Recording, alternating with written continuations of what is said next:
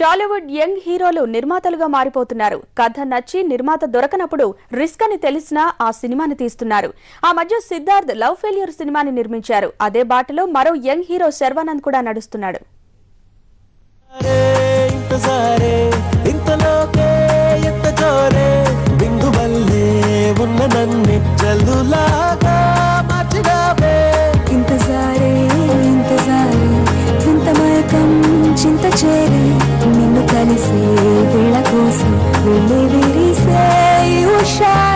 కొంతమంది యంగ్ హీరోలకి సొంత బ్యానర్స్ ఉన్నాయి.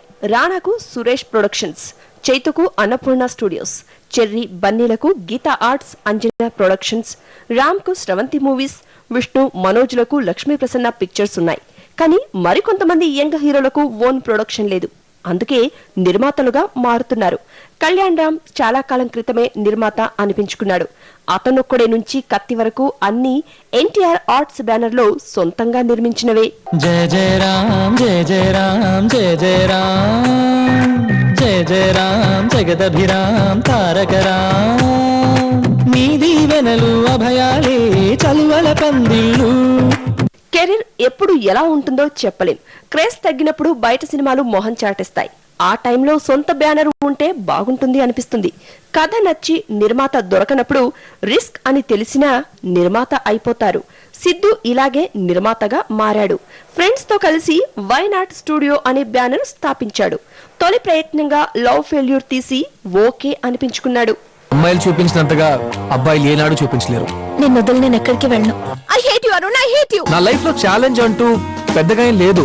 అందుకే నా డ్రీమ్ గర్ల్ ని పొందడానికైనా ఓ ఛాలెంజ్ ఉంటే బాగుంటుందని ఆశపడ్డాను. వద్దంటున్నాను కదా, నువ్వు నన్ను అనుమానిస్తున్నావా? నువ్వేమైనా చేసుకో, ఐ డోంట్ కేర్. తీయద్దు, నువ్వేమైనా మొత్తా పారు. అల్లరి నరేష్ కు కూడా సొంత బ్యానర్ ఈవివి సినిమా ఉంది. ఈ బ్యానర్ లో ఈవివి చాలా సినిమాలే నిర్మించారు. తండ్రి చనిపోయినా ఆయన పేరుతో ఉన్న బ్యానర్ లో సినిమాలు నిర్మించాలి అనుకుంటున్నారు అల్లరి నరేష్. ఈవివి పెద్ద కుమారుడు రాజేష్ నిర్మాతగా వ్యవహరిస్తారు. సొంత బ్యానర్ లో వచ్చే ఏడాది ఓ సినిమాకు శ్రీకారం చుట్టనున్నారు.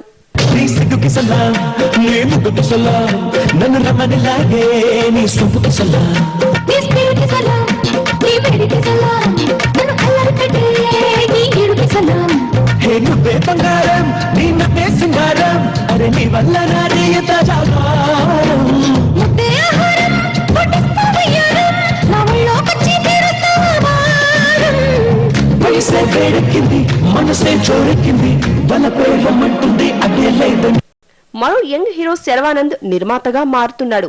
వైవిధ్యమున్న కథలు సెలెక్ట్ చేసుకునే హీరోల్లో శర్వానంద్ కూడా ఒకడు. ఫీల్ గుడ్ మూవీస్ లో నటించిన క్రేజీ హీరో కాలేకపోయాడు. అయితే టేస్ట్ ఉన్న హీరో అన్న పేరు మాత్రం సంపాదించుకున్నాడు.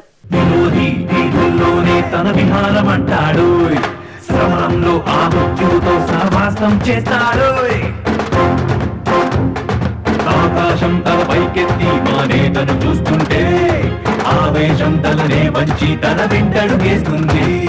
గుండెల్లో తడి ఉన్నాడు, ఏ కన్నుల్లో తడి రానీడు, ఆశనే అక్షరంగా దిక్కాడు.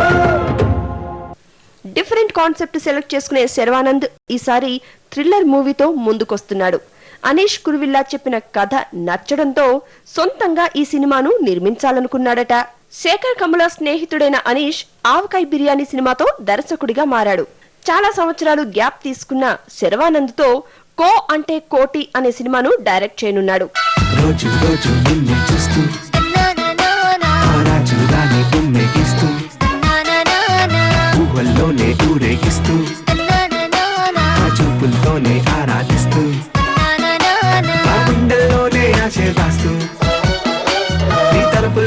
జీవించేస్తూ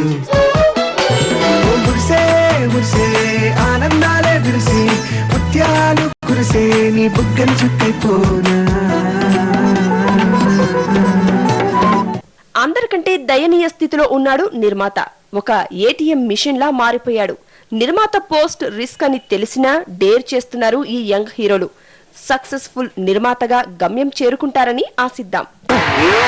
తను పుట్టిన చోటే ఉంటుందా చినుకు, తను వెళ్లే చోటే తెలుసా మరి తనకు. నిన్న అన్నదిక రాదు, గతమంటే ఎందుక మోజు, రేపు అన్న ఆ రోజు కల లాంటిదే కదా మనకు ఎన్ని వేల చిరువేషాలు. ఇవి బులెటిన్ విశేషాలు. ప్రతిక్షణం ప్రత్యక్ష ప్రసారాల కోసం చూస్తూనే ఉండండి NTV.